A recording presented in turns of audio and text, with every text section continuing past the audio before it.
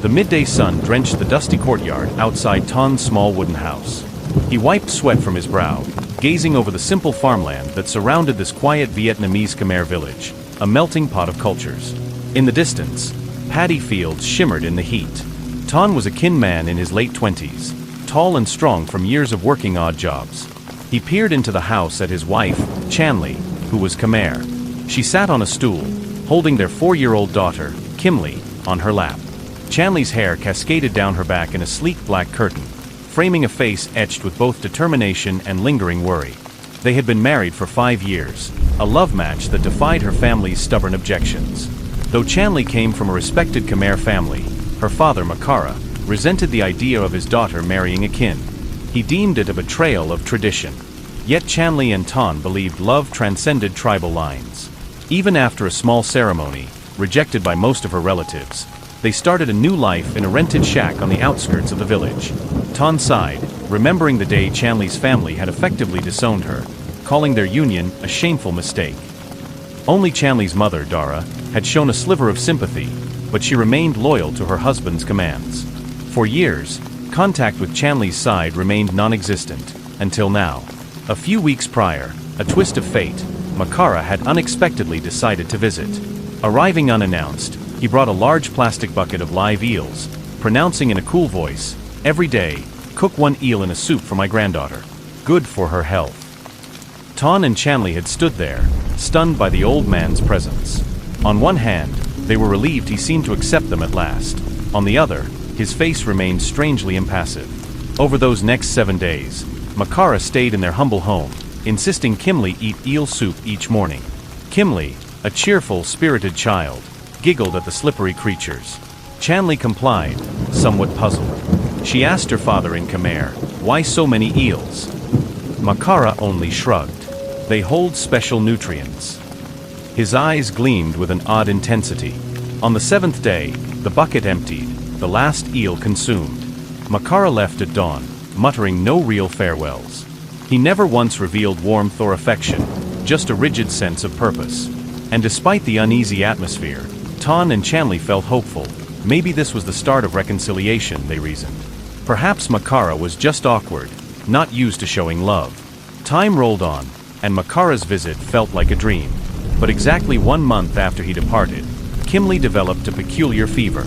It began subtly, some mild chills in the late afternoon, until by dusk she was writhing on her straw mat, eyes rolling back, limbs tensing.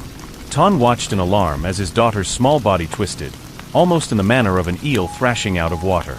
She gasped and moaned, sweat beading her forehead. Chanley hovered, tears streaming down her cheeks. I don't understand," she whispered, pressing a cool cloth to Kimley's brow.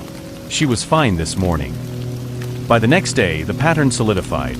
Morning brought normalcy, with Kimley seemingly bright-eyed, skipping around, smiling as usual. But come late afternoon, an unrelenting fever spiked. The child's body convulsed, her back arching. Each episode left her weaker. Doctors at the local clinic ran tests, baffled that everything came back normal. One evening, as Kimley's fever soared, her entire frame grew slick with a strange mucus-like sweat, reminiscent of eel slime. Thanh felt his heart clench in terror. This can't be normal," he muttered, gripping Chanley's trembling hand.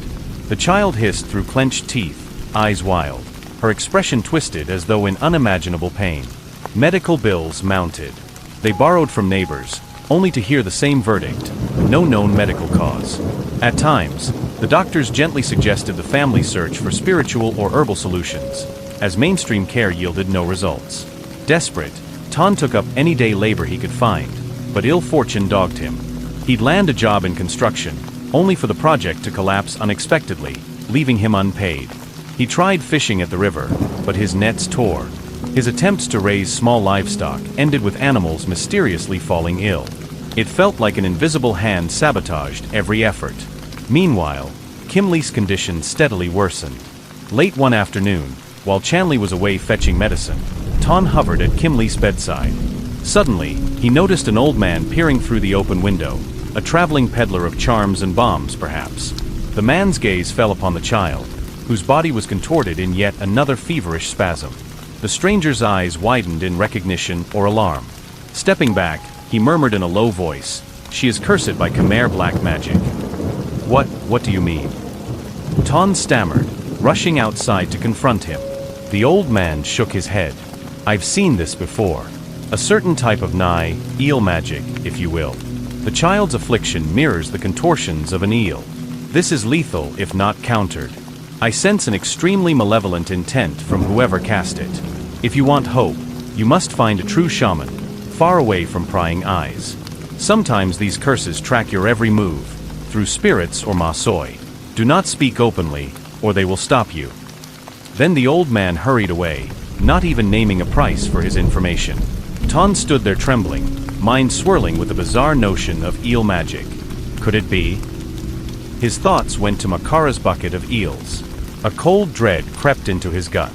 That night, when Chanley returned, Thanh told her what the stranger had said. Her face went ashen. My father, he's from a line known to practice old Khmer sorcery. But would he truly do this to his own granddaughter? They locked eyes. Both recalled Makara's stone-faced presence, the forced eel meals, the father's fierce opposition to their marriage. Could he be that cruel? Time was running out. Kimley grew skeletal, each spasm draining her. She moaned softly, face slick with that unholy slime. People they visited, various local healers or temple monks, either refused to get involved or shook their heads, unable to break such a potent, secretive curse. Thanh realized each failed attempt might be due to the invisible watchers the old man had warned about. Finally, in hushed tones, a neighbor recommended traveling to a secluded area in the Njong province, near the famed Seven Mountains, that sun region, rumored to host powerful shamans adept at reversing Khmer black magic. The neighbor insisted, leave at night, quietly. Don't let anyone, especially your wife's family, know. Thus, in the dead of night, Thanh set out alone, telling Chanley to remain behind and guard Kimley's body from further harm. He walked for hours, hopped a ferry, then a battered bus, arriving at dawn in a misty mountainous zone. Following cryptic directions, he finally located a hidden shack perched near thick, moss-laden trees. The sign read no name, just a carved symbol of a coiled serpent. When Thanh knocked, an ancient voice croaked, "Enter." Inside sat an aged man in faded robes, eyes clouded with cataracts. He introduced himself simply as Master Khmer. Thanh dropped to his knees, tears in his eyes, recounting the entire saga, the forbidden marriage, the father-in-law's hatred, the eel soups, and his daughter's monstrous fits. Master Khmer listened silently, face impassive. Only when Thanh finished did he speak in a raspy undertone. This is among the darkest forms of Khmer black magic. The target, a child, makes it doubly cruel. Reversing it is possible, but it is risky. The caster will face dire consequences. So might you. Thanh swallowed. I'll do anything if it saves my daughter. The old shaman nodded gravely. Then let us prepare. But know this, once you break his hold, the malevolent energy must return to its source. He will suffer. And for you, there is a vow you must take. Are you certain? Despite the dread pooling in his chest, Thanh said yes. I have no choice. My daughter's life matters more than anything. Early next morning, Master Khmer followed Thanh back to the village, sneaking in by foot to avoid watchful eyes. They reached Than's home at dusk. Kimley lay nearly unconscious, her breath shallow, tiny body contorted in agony. Chanley hovered with a tear-streaked face, clasping her hands in silent prayer. Master Khmer set up a makeshift altar in the corner. Candles, small clay bowls, scribbled talismans on palm leaves. He had Thanh arrange Kimley face down. Chanley was forbidden to come close during the crucial steps, for fear her presence might disrupt the energies, especially because the curse originated from her own father. Carefully, Master Khmer produced 7 eggs from a small woven bag, each decorated with arcane symbols. These eggs have absorbed certain protective mantras, he whispered. He began chanting in an archaic Khmer dialect, rolling the first egg gently along Kimley's spine. She shuddered, whimpering in half-consciousness. Suddenly, the egg cracked spontaneously. Thick, dark fluid seeped out, blood-like congealed, and in its midst, a tiny writhing eel. Chanley stifled a scream, tears flooding her eyes. Kimley moaned, body going limp, as though one torment had loosened. One by one, Master Khmer repeated the procedure with the other eggs. Each time, an eel emerged, sometimes twisting violently, other times half dead. By the final egg, 7 eels lay in a shallow basin, swirling in a foul mixture of dark slime. Thanh trembled, recalling how Makara had forced Kimli to eat eel soup for 7 days. 7 eels, he murmured, voice shaking. With the last egg broken, Kimli's breathing eased, her body no longer convulsing. The child slipped into a deep, exhausted sleep. It is done for her, Master Khmer said quietly. But now we must protect you, or the curse could jump to the father. The caster's malice lingers. Master Khmer then handed Thanh a small clay pot of water, chanting spells into it. He directed Thanh to recite certain verses in unison, stirring the water with a slender rod. Thanh repeated line after line, heart pounding with both dread and relief.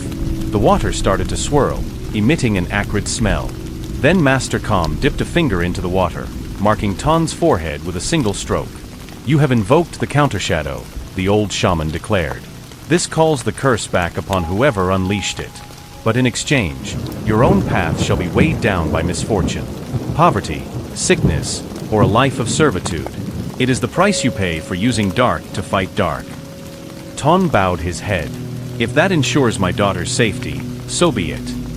Within days, news spread that Makara, the father-in-law, had fallen gravely ill. Some whispered that he coughed up black sludge, even bits of hair and nails, retching night and day. He wasted away rapidly, racked by unstoppable convulsions. People in his household were horrified, but no local cure seemed to help. In less than a week, Makara died in agony. Relatives found him collapsed on the veranda, mouth stained dark with congealed vomit, eyes wide in terror. Some suspected black magic, but none dared to speak it aloud. They rushed a funeral in hushed confusion. When Chanli heard the news, she sank to her knees, sobbing, both outraged by her father's brutality and heartsick at his demise. Thanh just held her trembling body, whispering that they had done what they had to do to protect Kimli. Meanwhile, Kimli slowly recovered. She woke one morning able to laugh again, limbs free of contortions. Although still weak, her fever vanished. The swirl of supernatural slime no longer plagued her. Both parents wept with gratitude. But soon, Thanh felt the heavy cost. The small business he once ran, a modest warehouse for rice distribution, completely collapsed. Over the months of Kimli's illness, it had languished. Now, with no capital, rising debts, and whispers that their family was cursed, no one wanted to invest. He sold off the last sacks of old rice at a loss.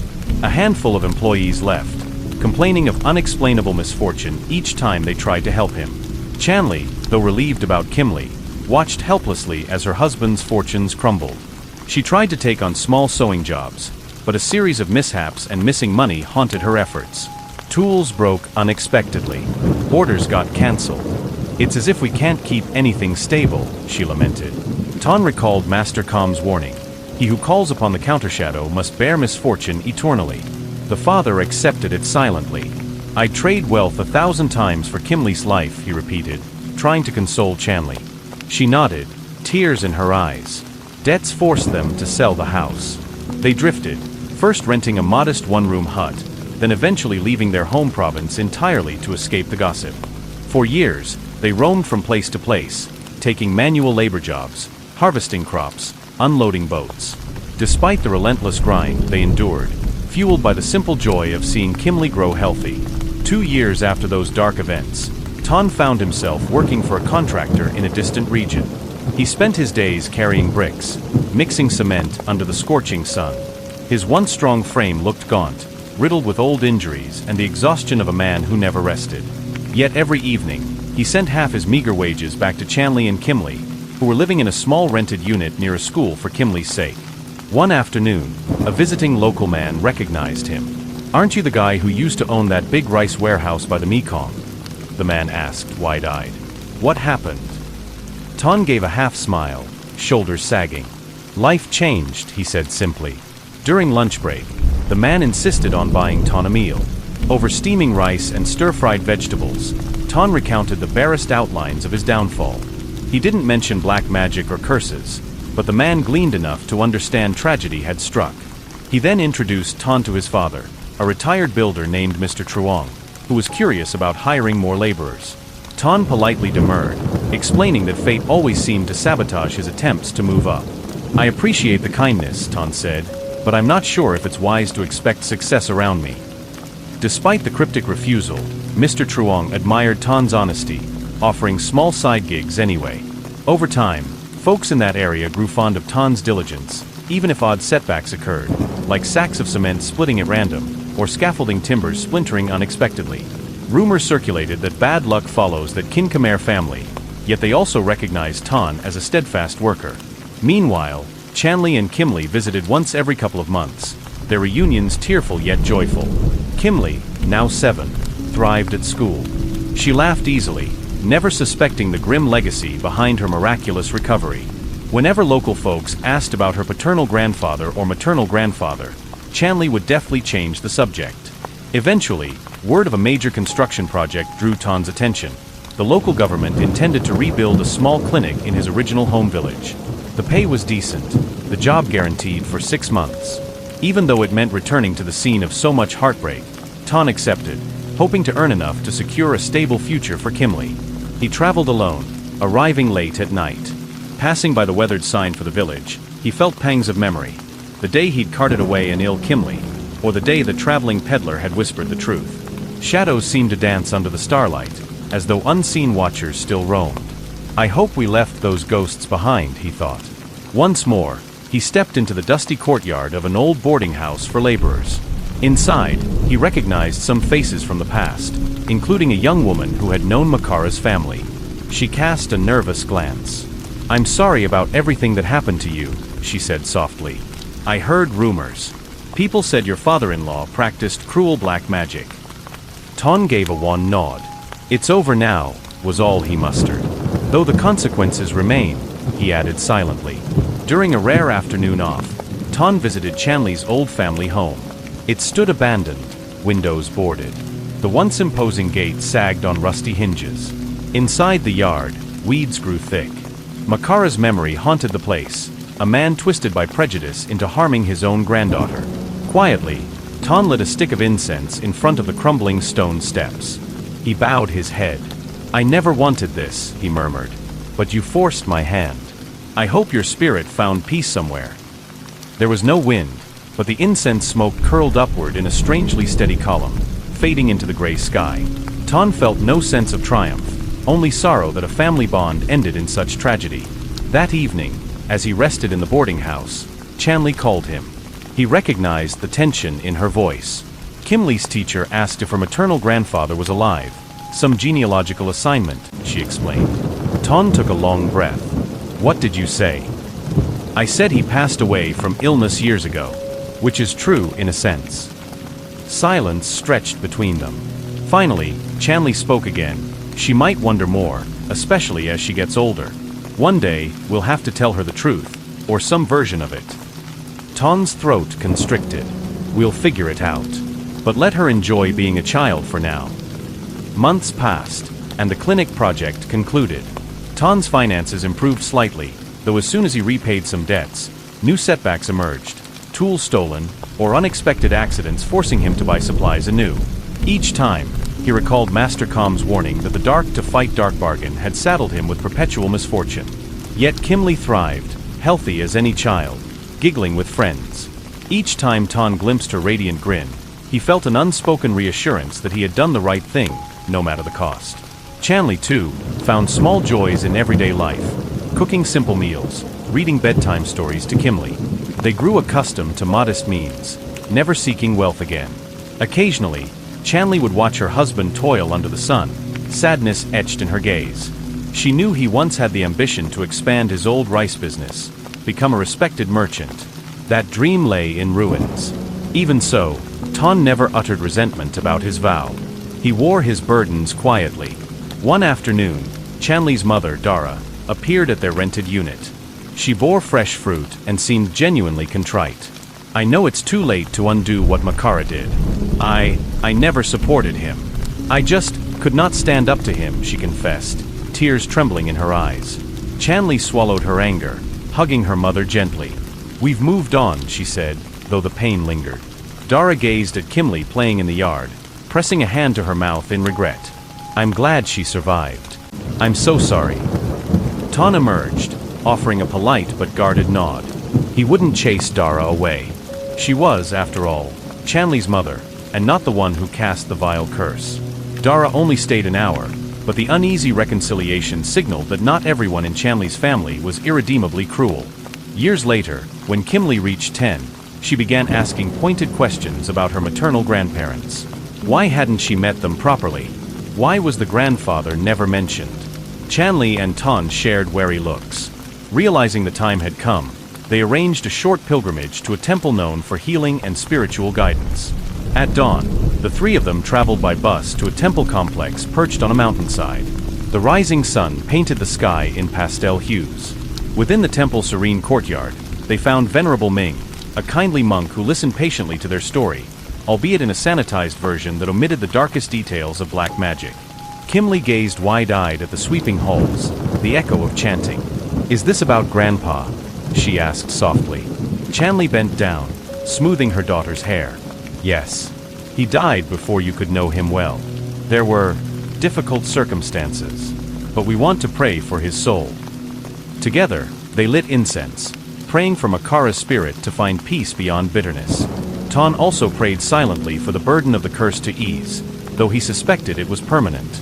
As the fragrant smoke curled skyward, Kimley closed her eyes, an expression of pure innocence lighting her face. For a moment, Thanh felt a gentle warmth, as though some intangible forgiveness might have reached across realms. Returning home, Thanh resumed his humble day labor. The next few months brought the usual ups and downs. Tools broke, small injuries flared, fleeting job opportunities vanished. But no catastrophic meltdown happened. He wondered if prayers at the temple had softened the curse's edges, or if it was merely random chance. By now, Kimley was old enough to help around the house. She sometimes teased, "Papa, maybe one day I'll earn lots of money so you don't have to keep lugging bricks." Thanh smiled at her gentle joke, ruffling her hair. Each evening, he sat on the stoop with Chanley, watching the pinkish glow of sunset. They might not have wealth or stability, but they had each other, and a child who lived, thanks to their desperate choice. As the cicadas hummed in the twilight, Chanley leaned against his shoulder. They exchanged a bittersweet glance, recalling the past, unspoken gratitude lingering in the hush. Sometimes, late at night, Than's dreams dredged up half-buried memories of that horrifying time. Kimley's contorted figure, the eels writhing from the cracked eggs, Makara's cold eyes, Master Khmer's chant echoing in the candlelit gloom. He'd awaken covered in sweat, heart pounding. Yet each morning he rose, shook off the lingering dread, and faced another day's labor. He told himself that their love for Kimley justified every sacrifice. In quiet moments, he'd lock eyes with Chanley, who gently nodded. They never regretted saving their child, even if the cost was perpetual misfortune for Thanh. Some curses are better carried by an adult than inflicted on an innocent child. People who met him might see just a tired laborer with calloused hands and faint lines of sorrow. They never suspected the hidden storms he'd endured. Meanwhile, Kimley flourished, studious, bright, beloved by her teachers. She had no recollection of that near-fatal illness, other than her parents' vague remarks about an odd fever. One day, if they chose to reveal the truth, it would be far in the future. As time ambled forward, the family found glimmers of joy in small accomplishments. A neighbor gifted them a second-hand bicycle, so Kimley could ride to school. Chanley sold homemade confections at a local stall. Their budget was tight, but they found laughter each evening, sharing a simple meal. Once, a traveling medium came through town, boasting of great spells to fix any curse. When local acquaintances pointed him to Thanh, he shook his head politely. "No need," Thanh said. "What I have is mine to bear." One sultry afternoon, Chanley discovered she was pregnant again. A swirl of fear and hope rushed through them. Would the curse target another child? Master Khmer had never mentioned a second pregnancy. Days turned into weeks, and no ominous signs emerged. Kimley squealed with excitement at the idea of a sibling. At last, they decided to return to the That Sun region, hoping Master Khmer might offer guidance. Arriving at his remote hut, they found it empty, shuttered. A note pinned to the door read, "I have retired from this path. May you find your own blessings." Disappointed but determined, they visited a nearby temple instead, praying for the new baby's safe arrival. No horrifying visions appeared, no malevolent presence lurked. Perhaps the shadow had receded just enough to spare the unborn. Months later, Chanley gave birth to a healthy boy named Dara, after her mother. Despite fleeting financial hardships, the little family felt an overwhelming gratitude. Kimley, now almost 9, doted on her baby brother. Thanh soldiered on in the scorching sun, building modest homes for others, each hammered nail a testament to his resilience. They never forgot the brutal choice they made to save Kimley from the eel curse. Nor did they forget the father-in-law who had let hatred overshadow the bond of blood. Some nights, Thanh would stand outside beneath the star-studded sky, whispering an unspoken apology to the universe for unleashing counter-sorcery. He carried the burden stoically, refusing to resent his fate. And though hardships shadowed them, a quiet contentment bloomed in their small rented home. Laughter echoed when Kimley spun her brother in circles. The sweet smell of Chanley's cooking drifted through the single window. Each full moon, they lit an incense stick for the spirits, praying that no more darkness would threaten them. Thus, the family's story settled into an enduring testament. Love can triumph over cruelty, but at a heavy toll. Yet in protecting their child from the darkest Khmer magic, they forged an unbreakable bond. Even as ill fortune dogged Than's footsteps, he found solace in his children's smiles and his wife's unwavering devotion. In a hush of late-night reflection, Chanley once asked Thanh, "Do you ever regret it? The vow, the curse on your life?" He kissed her forehead gently. "Never," he said. "Kimley's here, smiling. That's enough."